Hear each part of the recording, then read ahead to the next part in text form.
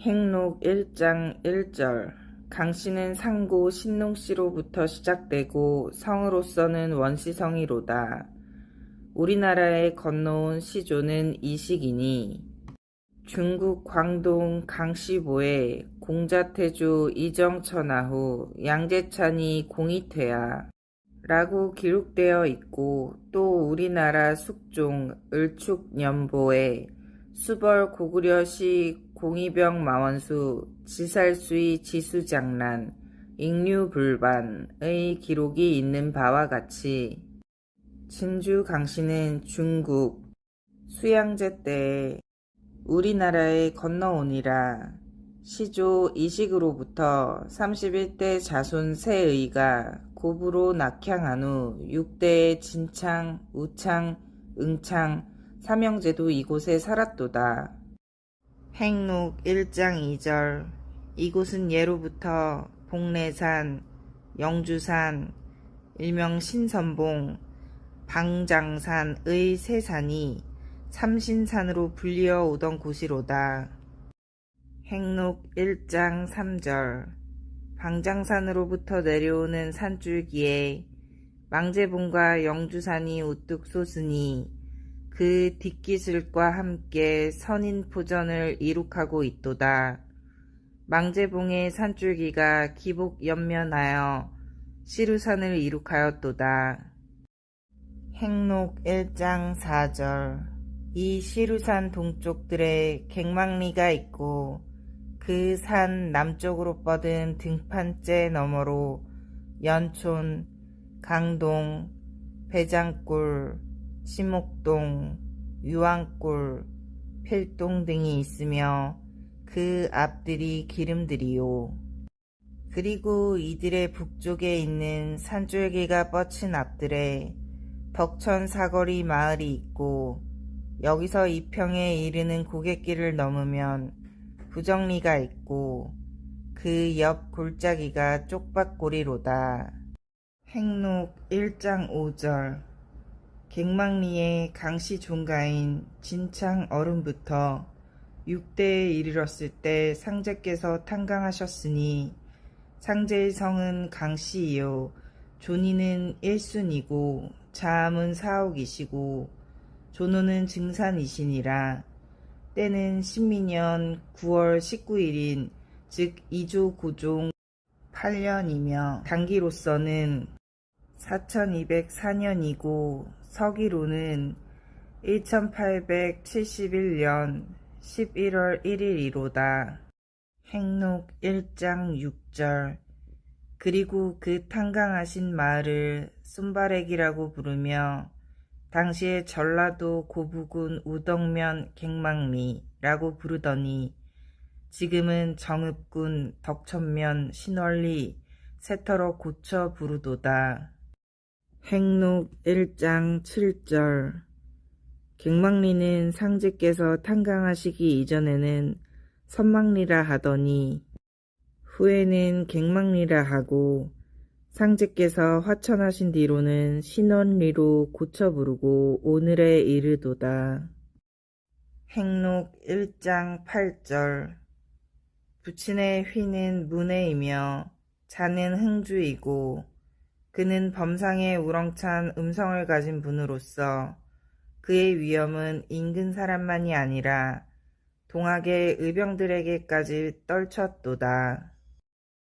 행록 1장 9절 모치는 권씨이며 휘는 양덕이니 이평면 서산리에 근친 가서 계시던 어느 날 꿈에 하늘이 남북으로 갈라지며 큰 불덩이가 몸을 덮으면서 천지가 밝아지는 도다.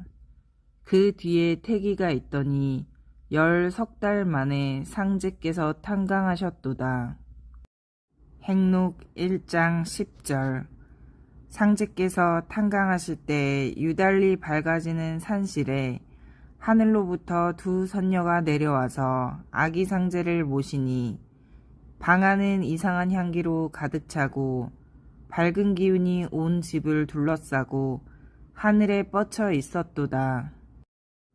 행록 1장 11절 상제께서는 어려서부터 성품이 원만하시고 관우하시며 남달리 총명하셔서 뭇 사람들로부터 경대를 받으셨도다.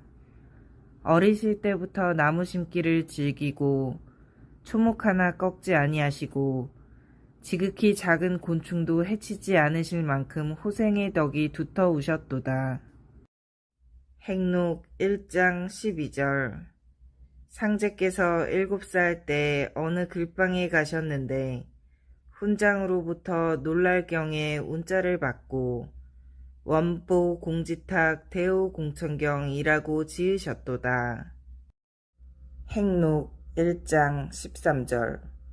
상제께서 글방에 다니실 때 훈장으로부터 들으신 것은 그 자리에서 깨우치시고 언제나 장원하셨도다. 하루는 이런 일이 있었도다. 훈장이 서동들의 부모의 미안함을 느껴 속으로 다음 서동에게 장원을 주려고 시험을 배웠으나 역시 상제께서 장원하셨던 바 이것은 상제께서 훈장의 속셈을 꿰뚫고 그로 하여금 문체와 글자를 분별치 못하게 하신 까닭이라고 하도다. 행록 1장 14절. 상제께서 13살 되시던 어느 날 모친께서 짜놓은 모시배를 파시려고 이웃사람 유덕안과 함께 정읍장에 가셨도다. 그는 볼 일이 있어 가고 상제께서 잠시 다른 곳을 살피시는 사이에 옆에 놓았던 모시배가 없어진지라. 유덕안이 곧 돌아와서 상제와 함께 온 장판을 찾아 헤매었으나 날이 저물어 찾지를 못한지라. 상제께서 덕안의 귀가 권유를 물리치고 덕안에게 일러 돌려보내고 그 길로 다음 날이 고창 장날임을 아시고 고창에 행하셨도다. 포목전을 두루 살피시는데 마침 잃으신 모시배를 팔러 나온 자가 있는지라. 상제께서 다시 그것을 찾아 파시고 집에 돌아오셨도다. 행록 1장 15절. 상제께서는 어렸을 때 남달리 장난을 즐기셨도다. 강연회와 강기회는 기골이 장대하고 기력이 출중하여 가끔 상제님과 힘자랑을 하였느니라.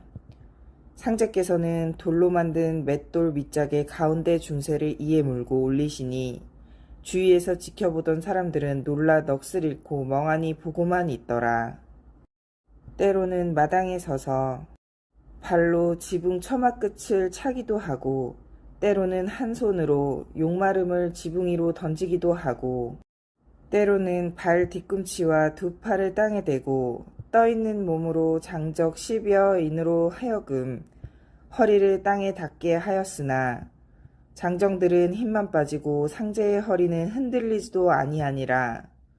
어느 날 여럿이 상제와 장난하는데 상제께서 돌절구를 머리에 쓰고 상모를 돌리듯이 하시더라고 김광무는 전하도다. 행록 1장 16절. 상제께서 여러 글방으로 자주 드나드실 때 글씨에 청을 받으시면 반드시 글줄 끝마다 한두 자쯤 쓸만한 빈 곳을 남기고 써주셨도다. 행록 1장 17절. 상제께서 부친이 정읍의 박 부자로부터 수백 냥의 빚 독촉에 걱정으로 세월을 지내는 것을 아시고 부친에게 50냥을 청하여 박 부자의 집으로 찾아가서 갚으시고 그의 사숙에 모인 학동들과 사귀셨도다. 이때 훈장이 학동에게 시를 짓게 하니 상제께서 청하셔서 나군성시하시니 그 시격의 절묘에 훈장과 서동들이 크게 놀라니라. 박 부자도 심히 기이하게 여겨 집에 머물러 그 자제들과 함께 그릴 길을 청하는지라. 상제께서는 마지못해 며칠 머물다가 부친의 빚을 걱정하시니 그는 이에 감동되어 증서를 불사르고 채권을 탕감하였도다. 행록 1장 18절. 상제께서 정해년 어느 날 외가에 행하셨도다. 어떤 술주정꾼이 까닭없이 상제께 욕설을 퍼붓도다. 그러나 상제께서 아무 대항도 하지 아니하시니 난데없이 큰 돌절구통이 떠와서 그의 머리 위를 덮어 씌우니 그는 절구통 속에 갇혀 벗어나지 못하니 상제께서 몸을 돌리시고 다른 곳으로 가셨도다. 행록 1장 19절. 상제께서 송강사에 계실 때 중들이 상제를 무례하게 대하므로 상제께서 꾸짖으시기를 산속에 모여있는 이 요망한 무리들이 불법을 빙자하고 혹세무민하여 세간에 해독만 끼치고 있는 이 소굴을 뜯어버리리라 하시고 법당 기둥을 잡아당기시니 한 자나 물러나니 그제야 온 중들이 달려와서 100배 사죄하였도다. 그 뒤에 물러난 법당 기둥을 원상대로 회복하려고 여러 번 수리하였으되 그 기둥은 꼼짝하지 않더라고 전하는도다. 행록 1장 20절. 상제께서 가보년에 정남기의 집에 글방을 차리고 아우 영악과 이웃의 서동들을 모아서 글을 가르치시니 그 가르치심이 비범하여 모든 사람들로부터 칭송이 높았도다. 글방은 처남의 집이고 금국은 초처면 내주동에 있었도다. 행록 1장 21절. 이해 고부인 전봉준이 동학도를 모아 의병을 일으켜 시정에 반항하니 세상이 흉동되는지라. 이때의 금구인 김형렬이 상제의 성애를 듣고 찾아뵌 후 당시의 소란을 피하여 한적한 곳에 가서 함께 글 읽으시기를 청하므로 글방을 폐지하고 전주군 우림면 동곡 뒷산에 있는 학서남으로 가셨으나 그곳도 번잡하기에 다른 곳으로 떠나셨던 바 그곳을 아는 사람이 한 사람도 없었도다. 행록 1장 22절. 가보년 5월 어느 날 밤 상제께서 주무시고 계시는 중에 한 노인이 꿈에 나타나 나도 후천진인이라 천지연기와 세계대세를 비밀이 의논할 일이 있노라 고 아래는도다. 행록 1장 23절. 전봉준이 학정에 붕괴하여 동학도들을 모아 의병을 일으킨 후 더욱 세태는 흉동하여져 그들의 분노가 충천하여 그 기세는 날로 심해져 가고 있었도다. 이때 상제께서 그 동학군들의 전도가 불리함을 아르시고 여름 어느 날 월옥 안비고 선우 야둔도 욕장 경기축 대설망궁도의 글을 여러 사람에게 외워주시며 동학군이 눈이 내릴 시기에 이르러 실패할 것을 밝히시고 여러 사람에게 동학에 들지 말라고 권유하셨느니라. 과연 이해 겨울에 동학군이 관군에게 패멸되고 상제의 말씀을 쫓은 사람은 화를 면하였도다. 행록 1장 24절. 고부 지방의 유생들이 을미년 봄에 세상의 평정을 축하하는 뜻으로 두승산에서 시회를 열었을 때 상제께서 이에 참여하시니라. 이때 한 노인이 상제를 조용한 곳으로 청하여 모셔가더니 작은 책 한 권을 전하거늘 그 책을 통독하셨도다.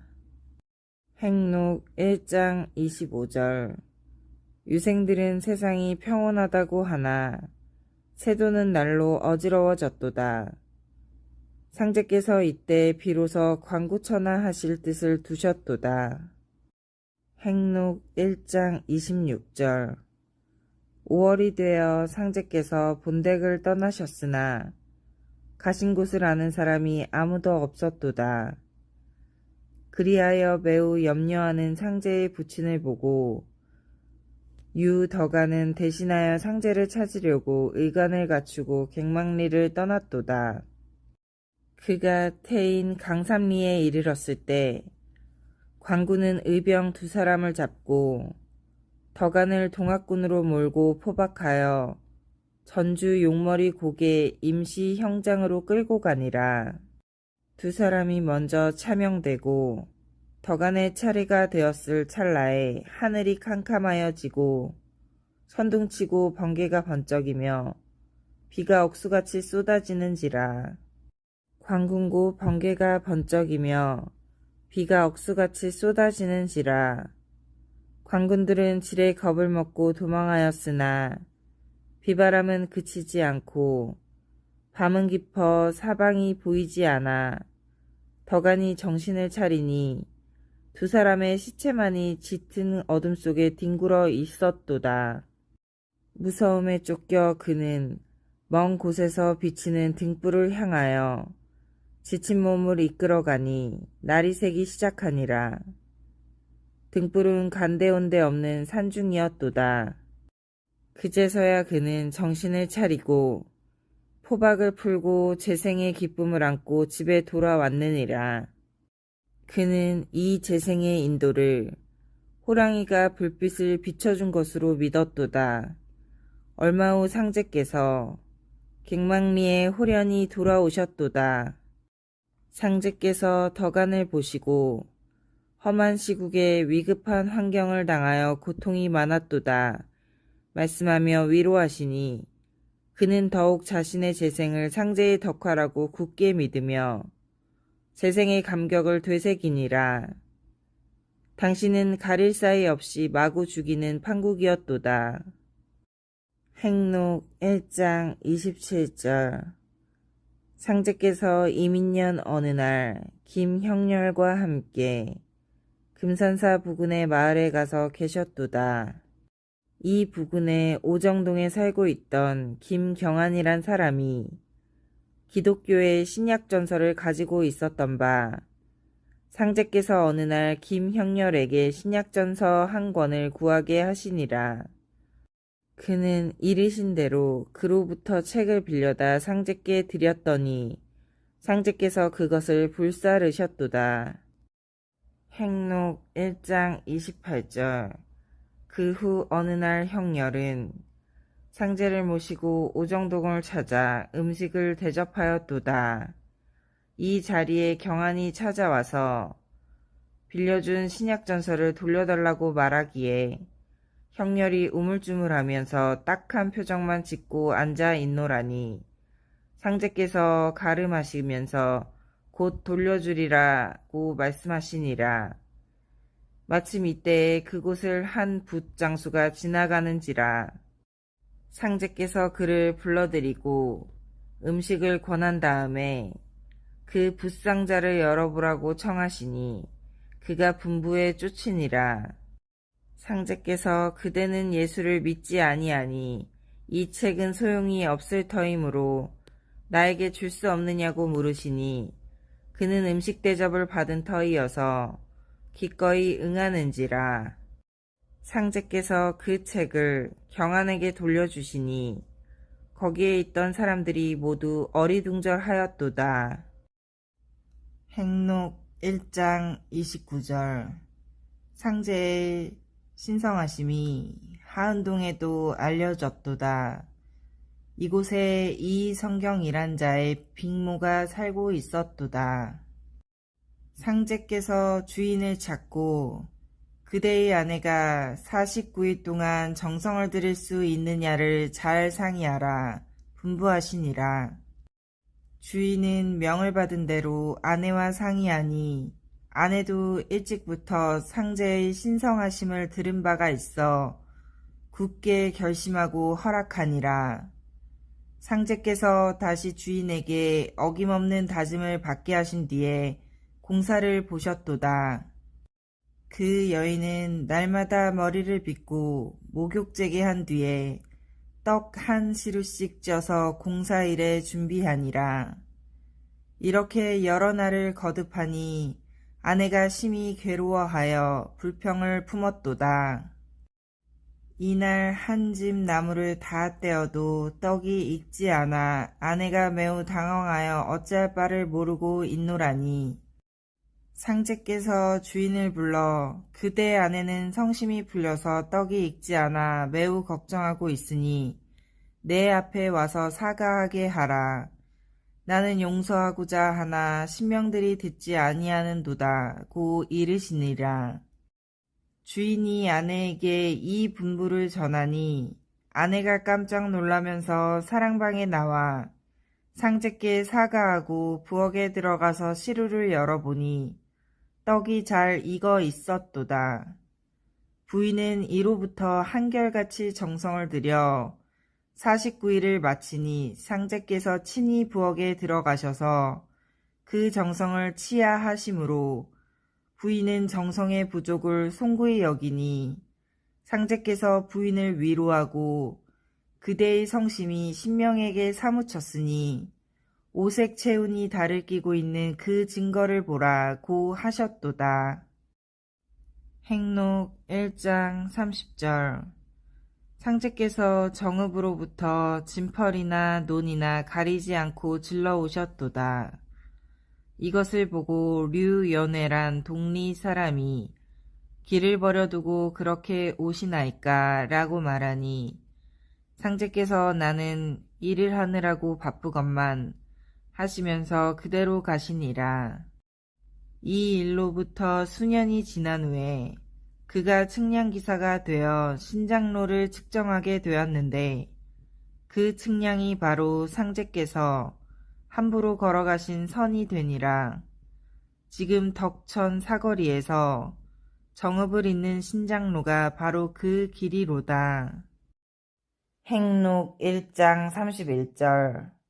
김형렬은 상제를 모시고 있던 어느 날 상제께 진묵의 옛일을 아뢰었도다. 전주부 중에 한 가난한 아전이 진묵과 친한 사이로서 하루는 진묵에게 가난을 벗어나는 방법을 물으니 진묵이 사옥소리가 되라고 일러주니 아전은 이는 적은 직책이라 얻기가 쉬운 것이라고 말하고 자리를 떠났으나 그 후에 아전은 옥리가 되어 당시에 갇힌 관내의 부호들을 극력으로 보살펴 주었나이다. 그들은 크게 감동하여 추록한 후에 옥리에게 물자로서 보답하였다 하나이다. 그리고 진묵은 밤마다 북두칠성을 하나씩 그 빛을 가두어 사람들에게 보이지 않게 하여 7일 만에 모두 숨겨버렸다 하나이다. 태사관이 이 변은 하늘이 재앙을 내리심이니 천하의 대사령을 내리시어 옥문을 열고 천의에 순종하사이다 하고 조정에 아뢰오니 조정은 그것이 옳음을 알고 대사령을 내렸다 하나이다. 이 말을 상제께서 들으시고 말씀하시기를 진실로 그러하였으리라. 내가 이를 본받아 한 달 동안 칠성을 숨겨서 세상 사람들의 발견을 시험하리라 하시고 그날 밤부터 한 달 동안 칠성을 다 숨기시니 세상에서 칠성을 발견하는 자가 없었도다. 행록 1장 32절. 상제께 김형렬이 고대의 명의는 지나가는 말로 사람을 가르치고 정확하게 일러주는 일이 없다고 하나이다고 여쭈니 상제께서 신뢰를 들어 말하라고 하심으로 그는 율곡이 이순신에게는 드릴천독을 이르고 이 항복에게는 슬프지 않는 울음에 고춧가루를 싼 수건이 좋으리라고 일러주었을 뿐이고 임란에 쓰일 일을 이르지 아니하였나이다고 아뢰니라. 그의 말을 듣고 상제께서 그러하리라. 그런 영재가 있으면 나도 가르치리라고 말씀하셨도다. 행록 1장 33절. 상제께서 일진회가 발족되던 때부터 관을 버리시고 삿갓을 쓰고 다니시며 속옷을 검은 것으로 외의를 흰 것으로 지어 입으셨도다. 저 일진회가 검은 옷을 입었으니 나도 검은 옷을 입노라 말씀하시고 문 밖에 나오셔서 하늘을 가리켜 말씀하시기를 구름의 안이 검고 밖이 흰 것은 나를 모형한 것이니라 하셨도다. 행록 1장 34절. 상제께서 구리꼬를 떠나 익산에 이르시고 그곳에서 월여를 보내시다가 다시 회선동에 이르시니라. 이곳에 김보경이 살고 있었는데 그의 집 외당에 상제께서 계셨도다. 이때 그는 모친의 위독함을 상제께 아뢰니라. 이를 들으시고 상제께서 그에게 가라사대 오늘 밤은 명부사자가 병실에 침입하여 나의 사자의 빈틈을 타서 환자를 해할 것이니 병실을 비우지 말고 꼭 한 사람이 방을 지키면서 밤을 새우라 하시니라. 보경이 이르심을 쫓아 가족 한 사람씩 교대로 잠자지 않고 밤을 새우기로 하고 가족들을 단속하였느니라. 여러 날이 계속되매 식구들이 졸음에 못 이겨 상제의 이르심을 잊어갔도다. 이날 밤 보경이 깨어 방을 지키다가 깜빡 잠에 빠졌던 바 이때 상제께서 외당에서 급히 소리쳐 부르시니라. 그가 놀라 깨어보니 벌써 모친은 운명하여 있었도다. 상제께서 말씀하신 나의 사자는 바로 병자를 간호하는 사람을 가리키신 것이로되 식구들이 그것을 깨닫지 못하였도다. 행록 1장 35절. 이날 밤에 갱망리 앞 달천리에 벼랑간 우레 같은 요란한 소리가 나자 오동팔의 집이 무너졌도다. 다행히 사람은 다치지 않았느니라. 그 후 얼마 지나 그가 무너진 집에 제목을 모아가지고 집을 세우기를 여러 번 되풀이하였으되 그때마다 집이 무너지는 도다. 그는 부득이 술집을 거두고 움막을 치고 농사로 업을 바꿨느니라. 농사로 살아오던 어느 날에 면이 없는 사람이 와서 움막살이의 참상을 보고 손수 집을 한나절 만에 세우고 흔적 없이 그대로 돌아가는지라. 사람들은 수십일 걸릴 일을 하루도 못되게 완성한 것에 크게 놀랐도다. 사람들은 이것이 상제께서 측은히 여기사 신장을 보내신 덕이라 믿고 더욱 상제를 쫓는도다. 행록 1장 36절. 김형렬은 겨울의 추위 속에서도 상제를 모시고 있었도다. 그러던 어느 날 형렬이 상제의 말씀 끝에 전하는 말에 의하면 송시열은 천지의 정기를 타고난 사람이고 그가 있는 주택의 지붕에는 백설이 쌓이지 못하고 녹는다 하나이다 라고 아뢰니 상제께서 가라사대 진실로 그러하랴. 이제 나 있는 지붕을 살펴보라 하시니라. 형렬이 밖에 나가 살펴보니 일기가 차고 백설이 쌓였는데도 오직 계시는 그 지붕에 한 점의 눈도 없을 뿐 아니라 맑은 기운이 하늘에 뻗쳐 구름이 가리지 못하고 푸른 하늘에까지 통하니라. 그 후에도 살펴보면 언제나 상제께서 머무시는 곳에 구름이 가르지 못하는도다. 행록 1장 37절. 금산사 청년함의 중 김현찬이 전부터 상제의 소문을 듣고 있던 차에 상제를 만나게 되어 명당을 원하니 상제께서 그에게 믿고 있으라고 이르셨도다.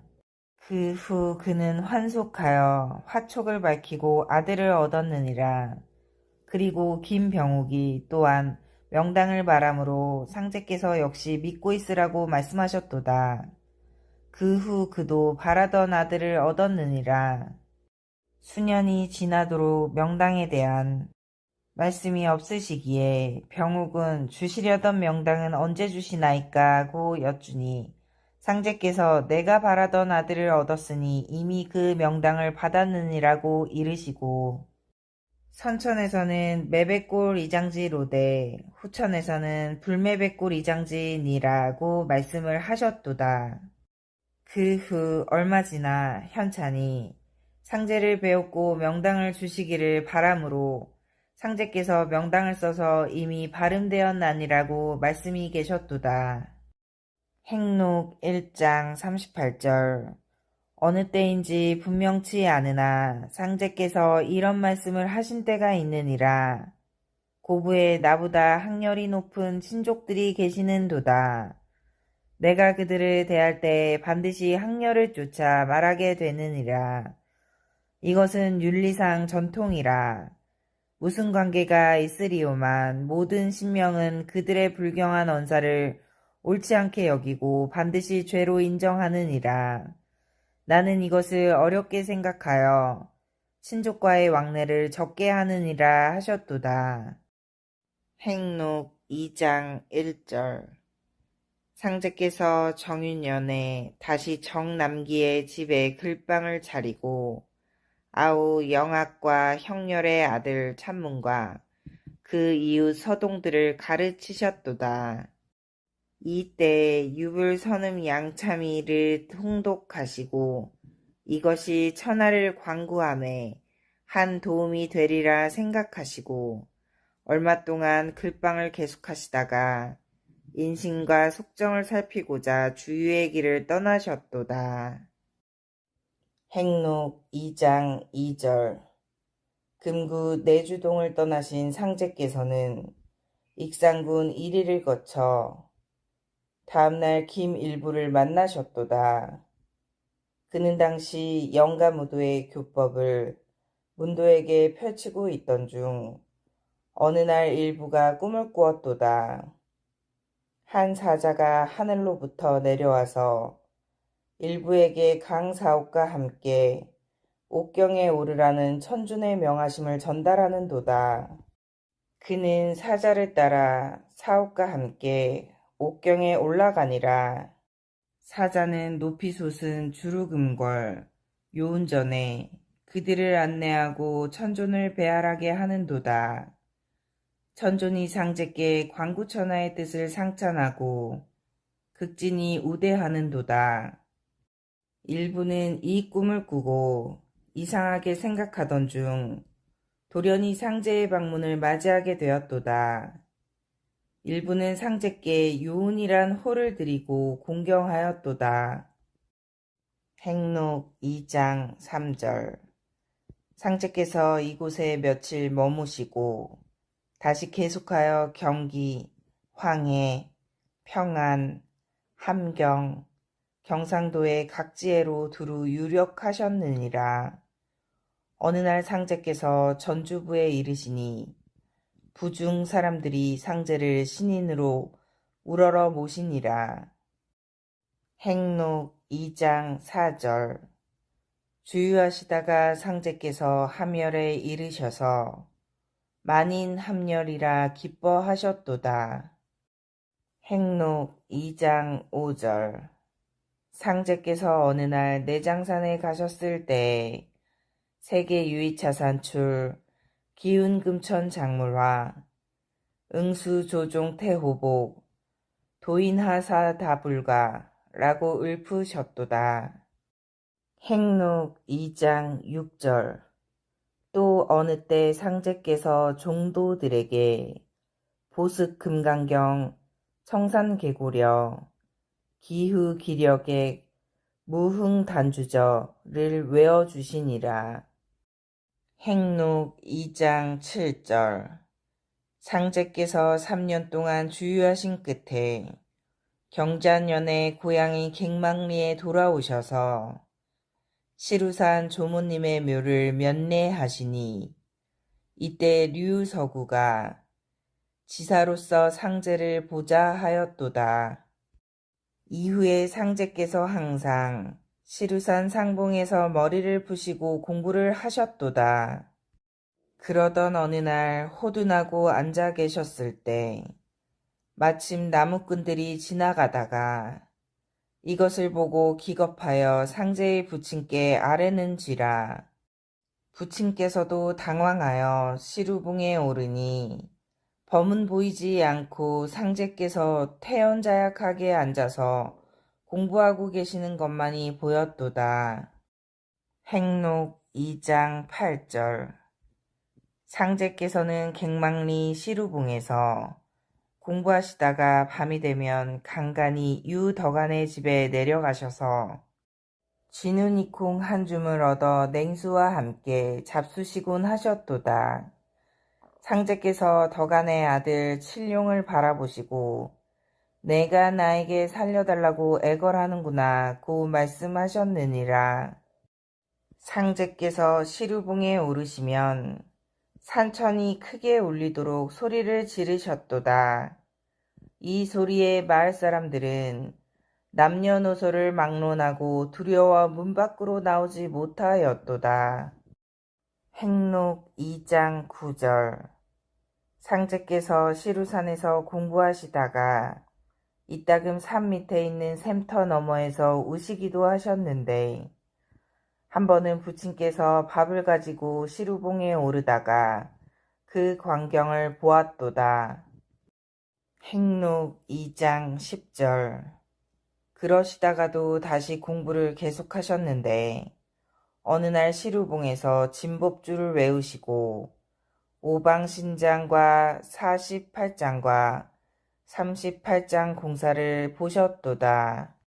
이후에 상제께서 목에 붉은 수건을 걸고 쌍정리에 있는 김기진의 집에 가셔서 그에게 공사에 관해서 말씀하셨도다. 이 집에 동리 사람들이 많이 모이곤 하였도다. 행록 2장 11절. 상제께서 공부하시는 소문이 그 지방에 전해지자 고부 경무청은 상제께서 요술 공부를 한다 하여 붙잡으려고 순검들을 보내오니 상제께서는 순검이 오는 것을 미리 아시고 삿갓을 쓰고 길가에 나가서 안개를 짓고 앉아 계셔도 순검들이 몰라보고 지나가곤 하였도다. 행록 2장 12절. 상제께서 신축년 5월 중순부터 전주 무악산 대원사에 가셔서 그 절 주지승 박금곡에게 조용한 방 한간을 치우게 하고 사람들의 근접을 일체 금하고 부름불식의 공부를 계속하셔서 49일이 지나니 금곡이 초조해지니라. 마침내 7월 5일에 오룡 허풍의 천지대도를 열으시고 방 안에서 금곡을 불러 미음 한 잔만 가지고 오라 하시니 금곡이 반겨 곧 미음을 올렸느니라. 잠시 후에 상제께서 밖으로 나오시니 그 입으신 옷이 보기에 민망스러울 정도로 남루한지라. 주지승 금곡이 곧 상제의 본댁에 사람을 보내 의복을 가져오게 하였더니 부인 정씨는 의복을 내어놓으며 불경한 말을 하니라. 이것은 평소에 상제께서 가사를 돌보지 않았던 불만에서 나온 소치였도다. 금곡이 그 의복을 상제께 올리니 가라사대 이 옷에 요망스러운 계집에 방정이 붙었으니 속히 버리라 하시고 입지 않으셨도다. 이 일을 금곡이 다시 사람을 시켜 부인에게 전하니 그제야 비로소 부인 정씨가 뉘우치고 어찌할 바를 모르고 다시 새 옷을 올렸도다. 행록 2장 13절. 그 후 어느 날 금곡이 상제를 정중하게 시좌하더니 상제께 저의 일을 말씀하여 주시기를 청원하였도다. 상제께서 가라사대 그대는 전생이 월광대사인 바 그 후신으로서 대원사에 오게 되었느니라. 그대가 할 일은 이 절을 중수하는 것이고 내가 그대의 수명을 연장시켜 주리니 90세가 넘어서 입적하리라 하시니라. 행록 2장 14절. 하루는 상제께서 가라사대 대범판 안에 있는 법을 써서 일하면 세상 사람의 이목에 저해가 있을 터이니 판 밖에서 일하는 것이 완전하리라 고 이르셨도다. 행록 2장 15절. 상제께서 대원사에서의 공부를 마치고 옷을 갈아입고 방에서 나오시니 대원사 골짜기에 각색의 새와 각종의 짐승이 갑자기 모여들어 반기면서 무엇을 애원하는 듯 하니라. 이것을 보시고 상제께서 가라사대 너의 무리들도 후천 회원을 구하려 함인가 하시니 금수들이 알아들은 듯이 머리를 숙이는도다. 상제께서 알았으니 물러들가 있거라고 타이르으니 수많은 금수들이 그 이르심을 쫓는도다. 행록 2장 16절. 그리고 상제께서 어느 날에 가라사대 나는 곧 미륵이라. 금산사 미륵전 6장 금시는 여의주를 손에 받았으되 나는 입에 물었노라고 하셨도다. 그리고 상제께서 종도들에게 아래 입술을 내어 보이시니 거기에 붉은 점이 있고 상제의 용안은 금산사의 미륵금신과 흡사하시며 양 미간에 둥근 백호주가 있고 왼 손바닥에 임자와 오른 손바닥에 무자가 있음을 종도들이 보았도다. 행록 2장 17절. 김형렬이 어느 날 상제를 모시고 있을 때 정집전이라 하는 사람은 지식이 신기한 사람이에다. 저의 증조가 계실 때 저의 집에 오랫동안 머물렀나이다. 동리 사람들이 보릿고개를 앞에 두고 걱정하였는데 이 걱정을 알고 금강을 가리켜 주어 고생을 명쾌하였으며 많은 영삼을 캐어 병든 사람을 구제하였고 지난 임술년에 경상도에서 일어난 밀란을 미리 말하였나이다.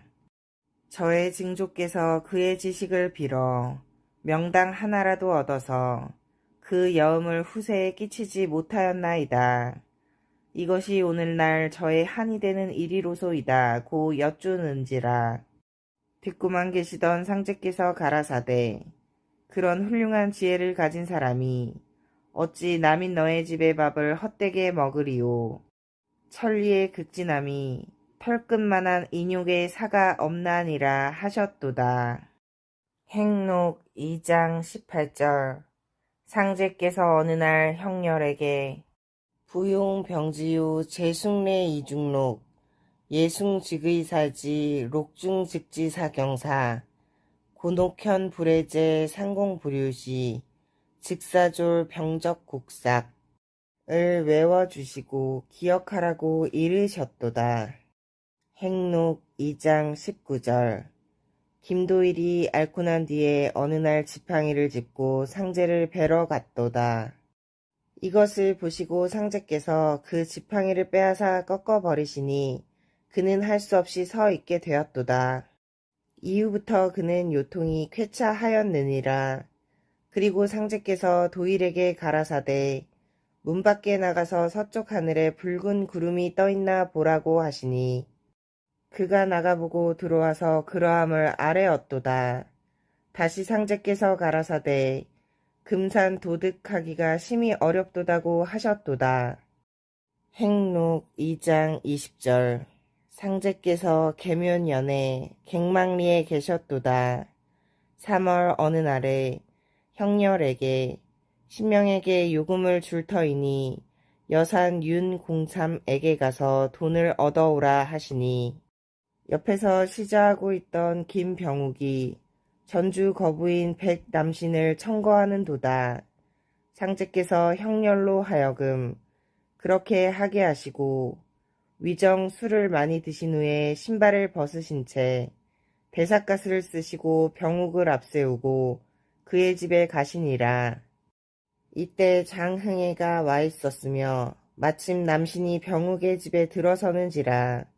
병욱이 상제께 손님이 온 것을 아뢰니 누워 계시던 상제께서 몸을 일으켜 앉으시나 처음 대하는 예를 베풀지 않으시고 다짜고짜 그에게 그대가 나의 상을 평하라 말씀하시니 그가 상리를 알지 못하나이다. 하거늘 상제께서 상리는 참되지 못하나니 속평을 하라 하시니 그가 속평의 얼굴이 방정하고 풍우하면 부하고 미간 인당에 백호주가 있으니 가히 북이 쌍전하리로소이다 고 아뢰니 상제께서 웃으시며 그대의 상을 평하면 입가로 침이 부글부글 나오니 이는 소가 마구 사귀는 격이라 가히 부호가 되리라. 내가 쓸 곳이 있으니 돈 10만 양을 가져오라 이르시니라. 남신이 묵묵히 말이 없다가 7만 양을 드리겠나이다. 어떡하나이까 여쭈니라. 상제께서 응낙하지 않으시니 남신이 다시 여쭈니라. 10만 양을 채우려면 서울에 있는 집까지 팔아야 하겠나이다. 그는 드디어 10만 양을 만들어 드릴 것을 응낙하는 도다. 병욱이 증인이 되어서 증서를 써서 상제께 올리니 상제께서 그 증서를 받으셔서 병욱에게 맡기시니 병욱과 흥애가 세상에 드문 도량이심을 탐복하였도다. 그 후 증서를 상제께서 불사르셨도다. 이로 인하여 백남신이 상제를 쫓기 시작하였도다. 행록 2장 21절 계묘년 가을에 가뭄이 동국에 계속되었도다. 김성천은 동국에서 밭을 붙여 업으로 삼으니라. 그 나물밭에 가뭄 때문에 뜸물이 생겨 채수가 전멸케 되었는지라. 상제께서 그것을 보시고 가라사대 죽을 사람에게 기운을 붙여 회생케 하는 것이 이 채소를 소생케 하는 것과 같으니라 하시고 곧 비를 내리게 하셨도다. 그 후에 상제께서 출타하셨다가 얼마 후에 돌아오셔서 자연에게 김성천의 나물밭이 어떻게 되었느냐고 물으시니라. 자연이 지난 비로 소생되어 이 부근에서는 제일 잘 되었나이다 하고 대답하였도다. 사람의 일도 이와 같아서 병든 자와 죽는 자에게 기운만 붙이면 일어나니라고 말씀하셨도다. 행록 2장 22절 계묘년도 저물어가고 추수가 끝나 농부들이 벼를 들에서 말리기에 바쁜지라. 상제의 부친도 벼를 말리기 바쁘고 새와 닭을 쫓기에 애를 쓰느니라. 이것을 보시고 상제께서 새 짐승이 하나씩 쪼아먹는 것을 그렇게 못마땅히 여기니 사람을 먹일 수 있겠나이까 하고 말씀하시면서 만류하셨도다. 행록 2장 23절 상제께서는 일진회가 일어난 후부터 관을 버리시고 대삿갓을 쓰시더니 정읍에 가신 후부터 의관을 갖추셨도다. 행록 2장 24절 안필성이 못자리를 하려고 벽실을 지고 집을 나서려는데 상제를 베었도다. 상제께서 쉬었다 술이나 마시고 가라고 말씀하셨으되 필성이 사양하는지라. 못자리를 내기에 바쁜 모양이니 내가 대신 못자리를 부어주리라 하시고 지게 위에 있는 씨나락 서너마를 만개장이 밭에 다 부으셨도다. 그는 아무런 원망도 하지 못하고 앉아서 주시는 술을 마시면서도 근심하였도다. 주모가 들어와서 씨나락은 가지고 온 그릇에 그대로 있는 것을 알리는 도다. 필성은 이상히 여겨 바깥에 나가 뿌려서 흩어졌던 씨나락이 한 알도 땅에 없고 그대로 그릇에 담겨 있는 것을 보고 전보다 한층 더 상제를 경대하는 도다.